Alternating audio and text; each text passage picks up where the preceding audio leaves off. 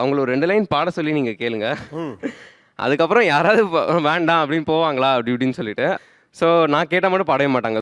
ஒரு சனம் தூங்கிருச்சு, ஓத காத்தும் அடிச்சிருச்சு, பாவி மனோ தூங்கல